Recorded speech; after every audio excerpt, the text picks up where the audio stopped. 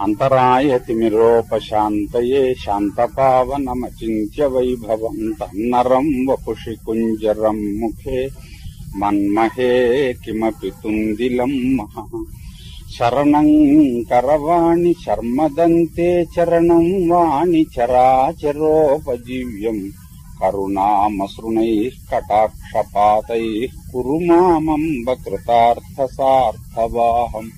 గురుర్బ్రహ్మా గురుర్విష్ణుర్గురుర్దేవో మహేశ్వరః గురుః సాక్షాత్ పరం బ్రహ్మ తస్మై శ్రీ గురవే నమః. వ్యాసం వసిష్ఠనప్తారం శక్తేః పౌత్రమకల్మషం పరాశరాత్మజం వందే సుకతాతంతపోనిధిం. అచతుర్వదనో బ్రహ్మా ద్విబాహురపరో హరిః అఫాలలోచనః శంభుర్భగవాన్ బాదరాయణః.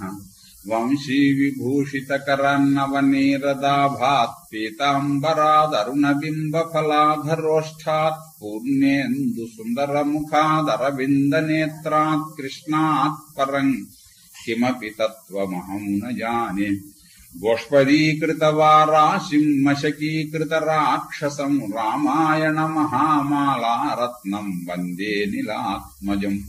ఆపదామపహర్తారం దాతారం సర్వసంపదాం లోకాభిరామం శ్రీరామం భూయో భూయో నమామ్యహం.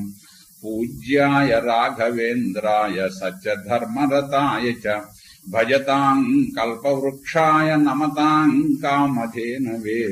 నారాయణం నమస్కృత్య నరం చైవ నరోత్తమం దేవీం సరస్వతీం వ్యాసం తతో జయముదీరయేత్. అర్జునుడు బతిమాలుకోవలసి వచ్చింత శ్రీకృష్ణుడు. మిగిలిన వాళ్ళు ఇంకా మాట్లాడకుండానే ఉన్నారు. అప్పుడు అర్జునుడు, నువ్వెవరో అనుకుంటున్నావు? సాక్షాత్ శ్రీమన్నారాయణుడు. నువ్వు కల్పించుకోవలసినంతటి గొప్పవాళ్ళు వాళ్ళు.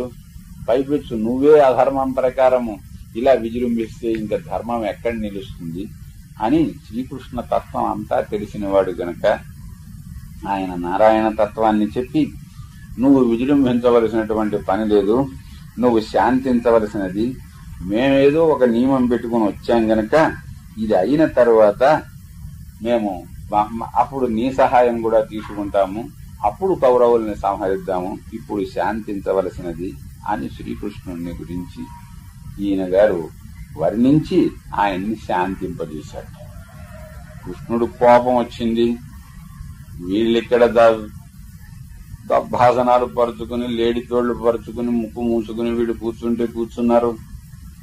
కృష్ణుడైనా తన కక్ష తీరుస్తాడని ద్రౌపది సంతోషిస్తూ ఉంటే ఆయన ఇచ్చిన ప్రోత్సాహంతో వీళ్ళు విజృంభించవలసింది పోయి ఆయన మీద కూడా నీళ్లు జల్లి శాంతింపజేశారు. దాంతో ద్రౌపదికి చాలా కష్టం వేసి ఆవిడ ముందరకు వచ్చింది. వచ్చి శ్రీకృష్ణుడితోటి తను పడిన పాటలన్నీ మొత్తం కథ దగ్గర నుంచి మొదటి నుంచి అంతా చెప్పుకొచ్చింది.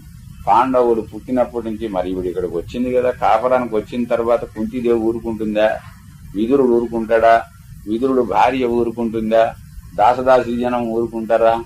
మొట్టమొదటి నుంచి ఎలాగ వీళ్ళు ఏం చేస్తున్నారో తీరుబడిగా ఉండే సమయాల్లో భోజనాలు చేసిన తర్వాత మళ్లీ టిఫిన్ చేసి మధ్యలో చెప్పుకునే కబుర్లు ఇవేనయ్యి. అందుకోసమని ఆవిడికి వృత్తాంతం అంతా తెలుసు. కృష్ణుడికి కొత్త అయినట్లుగా ఆ వేళేమో విషం పెట్టారు, గంగానదిలో తోయించారు, లక్కింపులో పెట్టి తగులు పెడదామని ప్రయత్నం చేశారు, ఈ చివరికి ఇలా చేశారు అని ఆ వృత్తాంతం అంతా మళ్లీ జ్ఞాపకం చేసింది. కృష్ణుడికి కోపం రావాలి, పాండవులకు కోపం రావాలి, అంతా చెప్పి మరి ఆ హిడింబుడిని సంహరించడం, బకాసురుణ్ణి సంహరించడం, మత్స్యంతరాన్ని కొట్టడం, ఖాండవనాన్ని తగులుపెట్టడం ఇవన్నీ వ్యర్థమైపోవలసిందేనా? ఇంత సమర్థులయి ఉండి కూడా వీళ్ళు నాకింత అవమానం జరిగినా తమకింత అవమానం జరిగినప్పటికీ కూడా వీళ్ళు చూస్తూ ఊరుకోవలసిందేనా అని ద్రౌపది గొల్లుమని శ్రీకృష్ణుడి ముందర దుఃఖించడం ప్రారంభిస్తే మరేం పర్వాలేదమ్మా, నువ్వు ఈ వేళ ఏ విధంగా దుఃఖిస్తున్నావో ఆ విధంగా కురుకాంతలు దుఃఖించేటటువంటి రోజు ఆటే దూరంలో లేదు. మరి వీళ్ళు ధర్మానికి కట్టుబడి ధర్మం ప్రకారం వ్యవహరిస్తామని చెప్పని అంటున్నారు. లేకపోతే నేను చెప్పిన మాటలు నువ్వు విన్నావు కదా, ఈ వాటికే ఇది తీర్చేసి ఉండేవాళ్ళం అని ద్రౌపదిని కొంచెం ఊరడించి ధర్మరాజు గారిని పలకరించాట. అసలు ఇంతవరకు వచ్చి ఉండేది కాదయ్యా, ఆ సమయానికి నేను అక్కడ లేకపోయాను అన్నాడు శ్రీకృష్ణుడు. మీరు సరిగ్గా ఇక్కడ బాధపడేటటువంటి సమయంలో నేను వేరే యుద్ధంలో చిక్కుకొని ఉన్నాను, సాల్వుడితోటి యుద్ధం చేస్తూ నేను అక్కడ ఉండిపోయాను. లేకపోతే నేను అసలు జోదం జరగనిచ్చి ఉండేవాడిని కాదు. మీరు జోదం వద్దు అని చెప్పి వాళ్ళకి నచ్చజెప్పి పెద్దవాళ్ల చేత చెప్పించి జోదం జరగకుండా చేసేవాడిని. కాదు అని వాళ్ళు జోదానికే పట్టుబడి ఉంటే అక్కడ వాళ్ళని అందరినీ ముందర నేను తరిగేసి ఉండేవాడిని, మీకు ఇన్ని బాధలు వచ్చి ఉండేవి కాదు అన్నాడుట శ్రీకృష్ణుడు చెబుతూను. చెప్పేటప్పటికీ ఈయన అడిగాడుట, అది ఏమిటి, వాడు సాల్వుడు ఎవడో తెలుసుననుకోండి, వాడి మీదకి నువ్వు యుద్ధానికి వెళ్లవలసినటువంటి అవసరం ఎందుకు వచ్చింది? ఈ విషయం మాకు ఇంకా తెలియలేదే. వీళ్ళు గనక ఏది ఇక్కడ వీళ్ళు జోదం ఆడే సమయానికి అక్కడ యుద్ధం జరుగుతుంది. అయ్యే జోదం ఆడడానికి వచ్చేసారు. వీళ్ళకి ప్రత్యేకించి వేగరులు వాళ్ళు ఉన్నారు, కానీ మరి రాజ్యంలో ఉన్నప్పుడు ఉన్నంత తొందరగా తెలుస్తుందా? అందువల్ల వివరములన్నీ ధర్మరాజు గారికి ఇంకా తెలియదు. ఎందుకంటే పాండవులు అరణ్యవాసం చేస్తూ ఉన్న వీళ్ళకు కూడా ఇంకా జీతం పుచ్చుకోకుండా పనిచేసేటటువంటి గూఢచారులు వాళ్ళు ఉన్నారు. వీళ్ళు కూడా కబుర్లు తీసుకుని వచ్చి చెబుతూ ఉంటారు, వీళ్ళకు కూడా వార్తలు చేరవేస్తూ ఉంటారు. అందువల్ల అన్నమాట ఏం జరిగింది ఏమిటి అది చెప్పవలసింది అని ధర్మరాజు గారు శ్రీకృష్ణుడిని ప్రశ్నించారు. ప్రశ్నిస్తే శ్రీకృష్ణుడు చెప్పడం ప్రారంభించాడు. రాజసూయాగానికి మేమందరం బయలుదేరి వచ్చాం కదా, అక్కడేదో నగర రక్షణకి ఎవరినో నియమించాము, ద్వారకా నగరాన్ని చూస్తూ ఉండమని చెప్పాము. బయలుదేరి ఇక్కడికి వచ్చాము. ఇక్కడికి వస్తే ఇక్కడ శిశుపాలుడు పెట్టిన తంపి తెలుసు కదా, ఆ తంపిలో వాడు కాస్త పడిపోయి ఊరుకున్నాడప్పటికి వాడికి సోదరుడు ఒకడున్నాడు, వాడి పేరు సాల్వుడు. వాడేం చేశాడంటే సౌభవం అనేటటువంటి ఒక విమాన నగరాన్ని సంపాదించేట్టు. వాడు విమానమే ఏకంగా నగరం, ఒక నగరమే విమానంలా పనిచేస్తుంది. ఊరంతా వాడు ఎక్కడికి వెళ్లాలంటే అక్కడికి ఎగిరి వెళుతూ ఉంటుందంటే అలాంటి ఊరు నిర్మించాడు వాడు. ఓడలు ఓ చిన్న ఊరంతా ఉండేటట్లుగా నిర్మించడం ఎరుగుదు. విమానాలు కూడా ఓ ఓడేమో అనిపించేటట్లుగా పెద్ద పెద్ద విమానాలు వచ్చాయి. ఊరే విమానంలాగా ఎగురుతూ ఉండడం అనేది ఉంది. త్రిపురములకే పోలికి చెప్పారు మళ్ళీ ఈ పట్టణానికి దాని కింద. అలాంటి ఊరు ఒకటి ఉంది వాడికి వెంటనే శిశుపాలుడు ఇక్కడ పడిపోగానే శ్రీకృష్ణుడు శిశుపాలుణ్ణి సంహరించాడు అన్న వార్త తెలిసింది. నా సోదరుణ్ణి వీడు సంహరిస్తాడా, చూడు ఏం చేస్తాను అని అక్కడి నుంచి చిన్నగా ద్వారకా నగరం మీదకి దండెత్తొచ్చాడు. వచ్చి ద్వారకా నగరాన్ని ముట్టడించేటప్పటికి అక్కడ ఉన్న ప్రద్యుమ్నుడు, అనిరుద్ధుడు, సాంబుడు, చారుదేష్ణుడు మొదలైన రెండవ తరం వాళ్ళు వీళ్ళందరూ ఉన్నారే, వాళ్ళందరూ కూడా యుద్ధానికి వచ్చారు. మహాఘోరమైనటువంటి యుద్ధం జరిగితే మధ్యలో ప్రద్యుమ్నుడు చాలా చాలా భయంకరంగా జరిగింది. చాలా అధ్యాయాల్లో వర్ణించాడు అనుకోండి ఆ యుద్ధం. ఎంతైనప్పటికీ అది కథలో ఉపకథ తప్పటికి అది ప్రధాన కథ కాదు గనుక దాన్ని అంతతోటి సరిపెడదాం. వీళ్ళందరూ కూడా యుద్ధాలు చేస్తూ ఉంటే ప్రద్యుమ్నుడిని కూడా మూర్ఛిల్ల చేశాడు. ప్రద్యుమ్నుడు మూర్ఛిల్లేటప్పటికి దారుకుని కొడుకు శ్రీకృష్ణుని సారథి దారుకుని కొడుకు ప్రద్యుమ్నునికి రుక్మిణీపుత్రుడు ప్రద్యుమ్నుడు, ఇతనికి సారథిగా ఉన్నాడు. అతని వెంటనే రథాన్ని యుద్ధభూమి నుంచి పక్కకి తొలగించేటప్పటికి కాసేపటికి ఇతనికి స్పృహ వచ్చేటప్పటికి యుద్ధం నుంచి ఇలా పక్కకి తీసుకొచ్చేవేమిటంటే, ఇలా మూర్ఛిల్లావు నువ్వు, శత్రువు నీకు అపకారం చేయొచ్చును, అందువల్ల నేను పక్కకి తీసుకుని వచ్చాను అన్నాడప్పటికీ ఇది చాలా తప్పు పని, నాకు అప్రతిష్ట తీసుకుని వచ్చేటటువంటిది, నేను పారిపోయి వచ్చానని చెప్పని అనుకుంటారు, ముందర మళ్లీ యుద్ధరంగానికి తీసుకుని వెళ్లవలసింది అని ప్రద్యుమ్నుడు చెప్పాడు. ఇలాగ ఇతడు మళ్లీ తిరిగి వెళ్లిన తర్వాత శాల్వుడు ప్రద్యుమ్నుడు చాలా ఘోరంగా యుద్ధం చేశారు.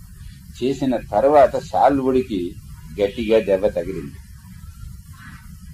ఇంకా వాడు యుద్ధం చేస్తూనే ఉన్నాడు. ఏమైనా వీడిని సంహరిస్తాను అని మహాస్త్రములు సంధించి ప్రద్యుమ్నుడు వాడిని సంహరించడానికి ప్రయత్నం చేసేటప్పటికీ సరిగ్గా వదలబోతున్నాడు. ఇక మంత్రం ఉచ్చరించి అస్త్రాన్ని విడిచిపెట్టడమే. అప్పుడు నారదుడు దిగొచ్చాడు. వీడు నీ చేతిలో సంహరింపబడవలసిన వాడు కాదు, ఇతడు శ్రీకృష్ణుడి చేతిలో గాని వీడు చావడు. అందుచేత నువ్వు ఇతని మీద ఈ అస్త్రమును ప్రయోగిస్తే ఇప్పుడు లేనిపోని చిక్కొచ్చి పడిపోతుంది. అస్త్రము ప్రయోగిస్తే అది వ్యర్థం కాకూడదు, అవతల వాడిని సంహరించి తీరాలి. అందువల్ల నువ్వు ఈ అస్త్రాన్ని ప్రయోగించవద్దు అని నారదుడు ఉపదేశించినందువల్ల ప్రద్యుమ్నుడు బాణాన్ని ఉపసంహరిస్తే ఇదే సందని నారదుడు వచ్చి ఆపు చేశాడు కనుక సరిపోయింది, కాని వాడే ప్రయోగిస్తే ఏమై ఉండేను అని సౌభాన్ని వెనక్కి తిప్పుకొని వెనక్కి వెళ్ళిపోయాట. ఆయన వెళ్ళేటప్పటికీ ఈయన రాజసూయాగం పూర్తి చేసుకుని శ్రీకృష్ణుడు ద్వారకా నగరానికి వెళ్ళాడు. ఇది సంగతి అన్నారు. వెళుతూ ఉంటే ఇది మనూరేనా అని అనిపించేటట్లుగా తయారైంది. ఎక్కడ ఉద్యానవనాలు, వృక్షాలు అన్ని తుక్కు అయిపోయాయి. కోటకి దగ్గరగా ఉండేటువంటి ఇళ్లన్నీ కూడా భూస్థాపితములైపోయాయి. చాలా పాడుగా కనిపించింది ద్వారకా నగరం. ఏమిటిది అని ఈయన కంగారు పడుతూ అడిగితే ఇది అన్నారు. అప్పుడు మళ్లీ శ్రీకృష్ణుడు దండెత్తి వాడి మీదకి వెళ్ళాడు. వెళ్లి వాడితోటి మహాయుద్ధం చేశాడు. అతనికి సహాయంగా దానవులు కూడా ఉన్నారు. వాడు బాగా దానవాంశ బహిర్గతమైనటువంటి రూపం అన్నమాట. అందువల్ల ఆ దానవులను అందరినీ కూడా సంహరించాడు. సంహరించి యుద్ధం చేస్తూ ఉంటే వాడు మాయాయుద్ధం చేశాడు. మహాభయంకరమైనటువంటి మాయాయుద్ధం. అందులో ఏకంగా వసుదేవుణ్ణి కాసేపు వీడి కనిపించడం మానేశాడు. ఏడి అంటే ఎవడో అరిచాడు. వాడు ఇంకేముంది, ద్వారకా నగరం మీదకి దండెత్తి వెళ్ళాడు కనుక ద్వారకా నగరాన్ని కాపాడుకునే ప్రయత్నం చేయవలసింది అని మనిషి కనపడకుండా మాట వినిపించింది. వీడి ఎంత సౌభం గుచ్చుకుని వెళ్లేవాడైతే మాత్రం ద్వారకా నగరానికి ఎందుకు వెడతాడు అని ఈయన గారు ఆలోచించే సమయంలో వసుదేవుణ్ణి చంపేశాడు, అక్కడ నువ్వు వచ్చి రక్షించవలసింది అని ఒకడొచ్చి కబురు చెప్పాడు శ్రీకృష్ణుడికి. ఇదంతా ఏదో నాటకమే అయ్యి ఉంటుంది, ఇది మాయలో భాగమే అయ్యి ఉంటుంది. వీడు వెళ్లడం ఏమిటి, వసుదేవుడు అంత తేలిగ్గా వీడి చేతిలో పడిపోతాడా అన్నాడప్పటికే విమానమే వచ్చింది. విమానం మీద నుంచి వసుదేవుణ్ణి కిందకి తోసేసేట, సంహరింపబడిన వసుదేవుణ్ణి. ఇదంతా పూర్తి మాయలే అని శ్రీకృష్ణుడు ఆ మాయను విచ్ఛిన్నం చేసి ఇక చివరికి వాని మీద చక్రం ప్రయోగించేటప్పటికీ ఆ సౌంభ విమానంతో సహా అతడు శాల్వుడు నాశనం అయ్యాడు. ఈ విధంగా అతన్ని సంహరించవలసి వచ్చిందయ్యా. ఇదిగో ఈ గొడవల్లో నేను చిక్కుకుని ఉన్న మూలాన్ని అక్కడికి స్వయంగా రాలేకపోయాను, ఆపి చేయలేకపోయాను అన్నాడు. స్వస్తి ప్రజాభ్య పరిపాలయంతాం న్యాయేన మార్గేణ మహీం మహిషా. గోబ్రాహ్మణేభ్య శుభమస్తు నిత్యం. లోకాః సమస్తాః సుఖినో భవంతు.